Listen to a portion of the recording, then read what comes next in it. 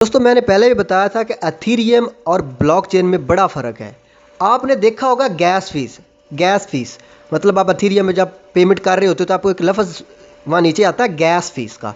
तो एथीरियम में gas fees क्या है? और दोस्तों जो एथीरियम में बेसिकली ये माइनिंग रिवॉर्ड होता है, लेकिन ये घटता नहीं है, ये ज़हन में रख लें। अब एथीरियम क्या करता है कि अगर उस पर लोड ज़्यादा होता है तो वो गैस फीस बढ़ा देता है।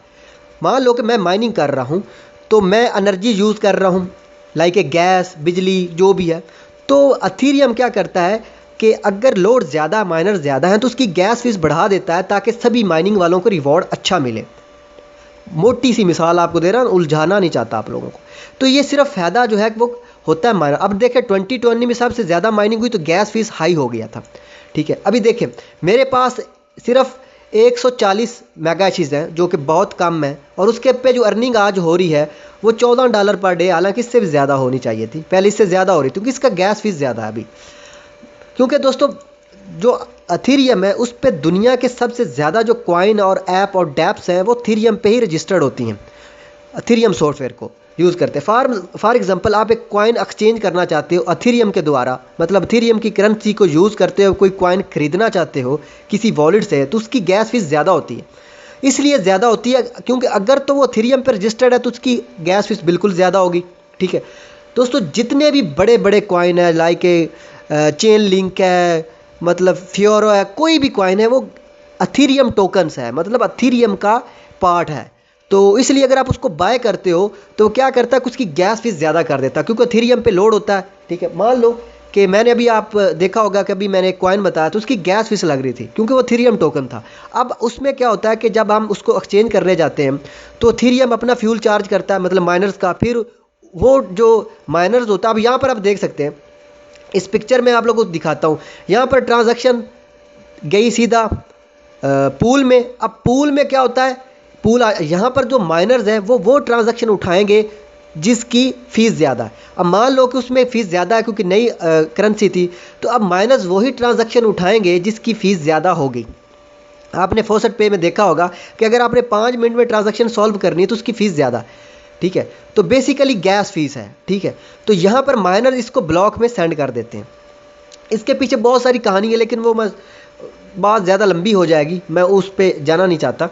और वो काफ़ी बेसिकली यही है इसका एम। अगर आप स्ट्रक्चर समझना चाहते हो कि गैस फीस क्या है, ठीक है, ये कैसे वर्क करता है, दोस्तों कुछ टाइम पहले थीरियम ने एक आर्टिकल जारी किया था और उसमें ये लिखा था कि हम जो है वो प्रूफ ऑफ स्टेक पे जाने वाले हैं। उसके पीछे उन्होंने रीज़न यही बताई थी कि गैस की वजह से, मतलब बिजली माइनर्स बहुत खाते हैं, हम माइनिंग बंद करना चाहते हैं, हम ऐसा मेथड निकालना चाहते हैं जिसको प्रूफ ऑफ स्टेक पे। तो मैंने उस टाइम आपको एक वीडियो बना के दी थी कि अगर प्रूफ ऑफ स्टेक पे जाता है तो बहुत सारे जो कॉइन है वो थीरियम को छोड़ जाएंगे।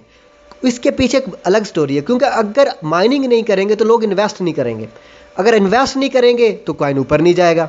तो ये कंसेप्ट गलत था। इसी द्वारा अभी देखें गैस फीस इन्होंने बढ़ा दी है ताकि माइनिंग स्टेबिलिटी कायम रहे। अगर गैस फीस कम कर दें तो क्या होगा कि माइनिंग में रिवॉर्ड वो नहीं मिलेगा, कॉइन्स में स्टेबिलिटी नहीं आएगी, ठीक है। तो ये बेसिकली गैस फीस है।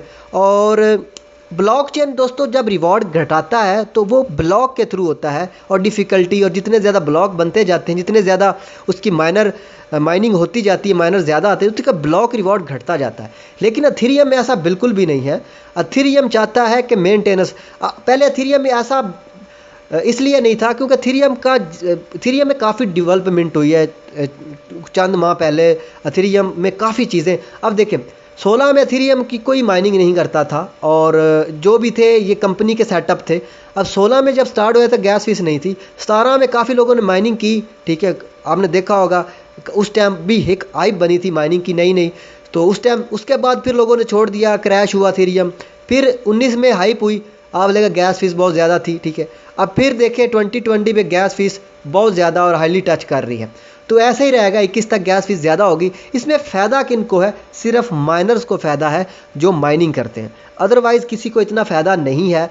ट्रांजैक्शन सेंड और रिसीव करने वालों को गैस फीस का इतना फ़ायदा नहीं होता। और दूसरी बात, गैस फीस इसलिए भी ज़्यादा होती है, मान लो कि अगर आप बिटकॉइन सॉरी एथीरियम अपने वॉलेट में रखते हो और उसको आप यूज़ नहीं करते तो इसकी भी गैस फीस लगती है, ठीक है, क्योंकि वो एक ही सर्कुलेटर में घूम रहा होता है।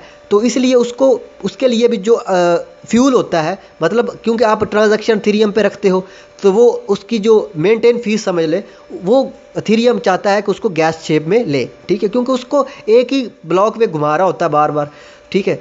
तो इसलिए वो उसकी गैस फीस लेता है। इसके पीछे भी बहुत सारी बातें हैं, मतलब बहुत सारी कहानी है, आप पढ़ सकते हैं, इसको स्टडी कर सकते हैं, लेकिन मैं थोड़ा सा आपको सिर्फ ओवरऑल जो इसका मेन मोटिव होता है इस चीज़ का वही आप लोगों को बताया है कि ये बेसिकली है। आप पूरा इसको इसको छानबीन इसकी कर सकते हैं। तो बेसिकली ये है, गैस फीस कोई डरावनी चीज़ नहीं है, आप शायद डर रहे हो कि पता नहीं क्या है, ठीक है। तो ऐसी कोई बात नहीं है। अपना दोस्तों बहुत सारा ख्याल रखिए, मिलते हैं नेक्स्ट वीडियो में।